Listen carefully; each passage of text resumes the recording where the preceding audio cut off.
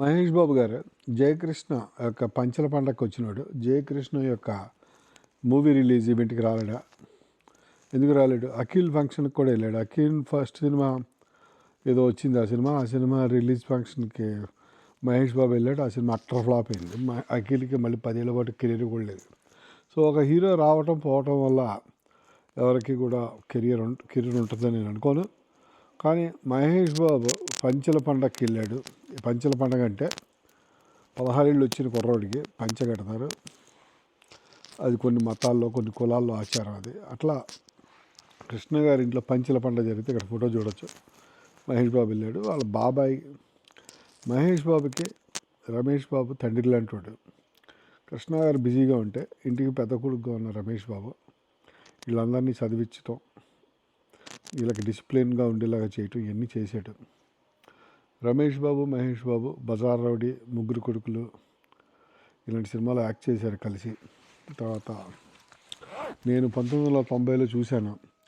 మద్రాస్ దేవి థియేటర్లో స్పీడ్ సినిమాకి రిలీజ్ అవుతే అన్నదమ్ములిద్దరు కలిసి వచ్చారు. సో వాళ్ళది గొప్ప అనుబంధం వాళ్ళకి.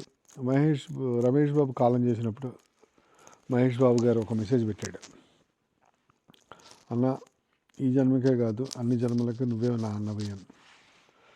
సో అలాగనే జయకృష్ణ గుంటూరు కారం సినిమాకి మహేష్ బాబుతో పాటు ప్రివ్యూకి వెళ్ళాడు. ఇక్కడ సో ఇన్ని రకాలుగా అభిమానం ఉంది. మహేష్ బాబు ప్రొఫెషన్గా ఉంచుతాడు, బంధుత్వంగా ఉంచుతాడు. తన సినిమాల్లో వీళ్ళకి అవకాశాలు ఇచ్చినా ఇవ్వకపోయినా, వీళ్ళతో కలిసి సినిమాలు తీసినా తీయకపోయినా, వీళ్ళ సినిమాల ప్రమోషన్ రావడానికి మహేష్ బాబుకి ఏం అభ్యంతరం లేదు. మంజుల సినిమా రిలీజ్ చేస్తే మంజుల సినిమాకి మహేష్ బాబు టీవీలో ఇంటర్వ్యూస్ కూడా ఇచ్చాడు, మంజుల డైరెక్షన్ చేసినప్పుడు. సో వాళ్ళ ఫ్యామిలీని వాళ్ళు చూసుకుంటారు.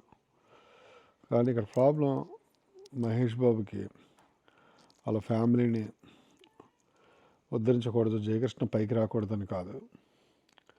ఇక్కడ ఏంటంటే ఆయన వారణాసి సినిమా కాంట్రాక్ట్లో ఉన్నాడు. రాజమౌళి బాగా డిమాండింగ్ ఉన్న డైరెక్టరు, ఆయన గట్టిగా కాంట్రాక్ట్ వేసాడు. వారణాసి సినిమా లైన్లో ఉన్నంతకాలం ఎవరో కూడా వేరే పబ్లిక్ ఈవెంట్లో కనిపించకూడదు అని. సో కనిపిస్తే వారణాసి ఈవెంట్లోనే కనిపించాలి. ఆ కాంట్రాక్ట్ ఆపుతుంది. రాజమౌళి కనుక పర్మిషన్ ఇస్తే వస్తాడు. వచ్చినా రాకపోయినా వారం రోజుల నుంచి నేను చూస్తున్నాను జయకృష్ణ ఇంటర్వ్యూలు టీవీలో వస్తున్నాయి. సో మా నాన్నగారు చనిపోయిన తర్వాత 15 days ఈవెంట్స్ అన్నీ అయిపోయిన తర్వాత తాతగారు నన్ను పిలిచారు. సో పిలిచి కూర్చొని నేను ఆయన ఒక అరగంట మాట్లాడుకున్నాం. ఇదంతా అసలు ఇప్పుడు దాకా లైఫ్ ఒక విధంగా ఇలా జరిగింది, ఇప్పుడు నుంచి ఏం చేయాలి, నెక్స్ట్ ఏంటి, అంటే ఘట్టమనేని ఫ్యాన్స్ మన సినిమా అంటే మన ఫ్యామిలీ నుంచి ఎవరైనా వెళ్తున్నారంటే it's a very big deal. అంటే యూ కాంట్ జస్ట్ అలా వెళ్ళిపోయి ఏదో చేసేయడం అని ఉండకూడదు. కానీ నాకు నీలో అది కనిపిస్తుంది. నువ్వు నిజంగా ట్రై చేస్తే యూ కెన్.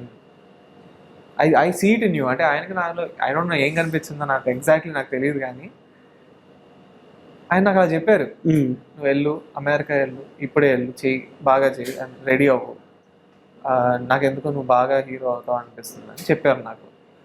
అంటే చాలా నమ్మకం ఇచ్చారు basically. And after that I was like I have to అని. అంటే ఐ నెవర్ ఫర్గెట్ దట్. ఇంకా లైక్ దట్ నాకు కృష్ణ గారు అంటే ఎప్పుడు అది గుర్తు వస్తూ ఉంటుంది, ఆయన అలా పుష్ చేయటం.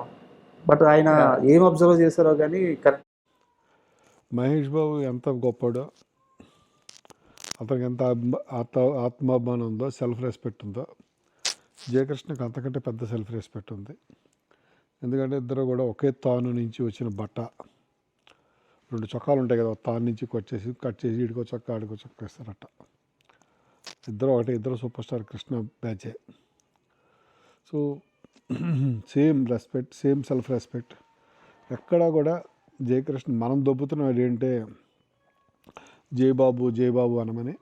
కానీ అతనికేమి మహేష్ బాబు అంటే అగౌరవం లేదు. అలాగని చెప్పేసి మహేష్ బాబు చెంచాగిరి చేయాల్సిన అవసరం కూడా లేదు. ఎందుకంటే అభిమానం ఎంతైనా ఉండొచ్చు, కానీ సొంత కాళ్ళ మీద నిలబడ్డాలి అనే ఒక ఇది ఉంది.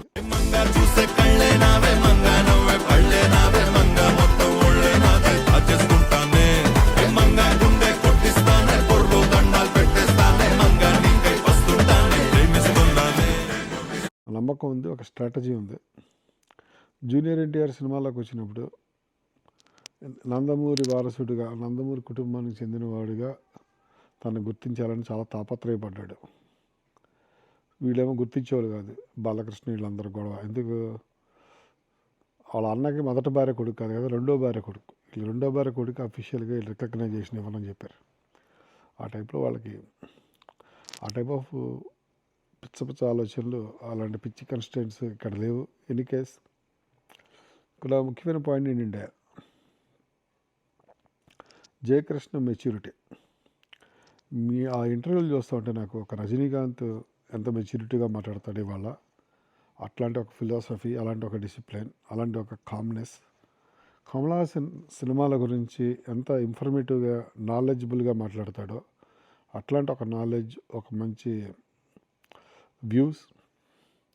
అలాగనే 350 సినిమాలు యాక్ట్ చేసిన కృష్ణ గారిలో ఉన్న డీసెన్సీ, కృష్ణ గారి డీసెన్సీ గురించి ఇప్పుడు పాతకాలం వాళ్ళు చెప్తూ ఉంటే వింటున్నాం.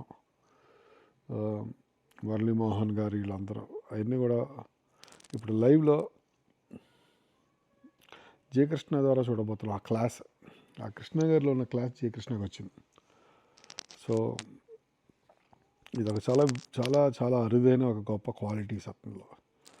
సో అజయ్ భూపతి చెప్పినట్టు 40 ఏళ్ళు ఇండస్ట్రీలో ఉండడానికి వచ్చాడు, చాలా పెద్ద పెద్ద సినిమాలు చేస్తాడు.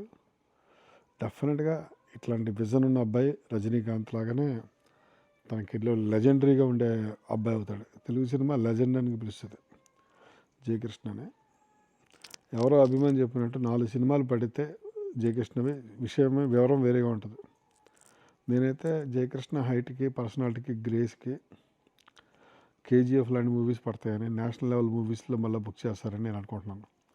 ఎందుకంటే ఇప్పుడు స్పిరిట్ ఇవన్నీ సినిమాలు తీసేసిన తర్వాత వాళ్ళకి కూడా ఇప్పుడున్న ప్రభాస్కి వీళ్ళందరూ 10 ఏళ్ల నుంచి ఆ పొజిషన్లో ఉన్నారు. ముందర వాళ్ళు సర్వ్ చేయలేకపోతారు ఇట్లాంటి సినిమాలకి. వాళ్ళకు ఏజ్ అయిపోతుంది, పర్సనాలిటీ, ఆహార్యం మారిపోతుంది. సో కొత్త స్టార్స్ రావాలి, అట్లాంటి సినిమాలు ఫుల్ఫిల్ చేసే ఒక బాడీ లాంగ్వేజ్ ఉండాలి.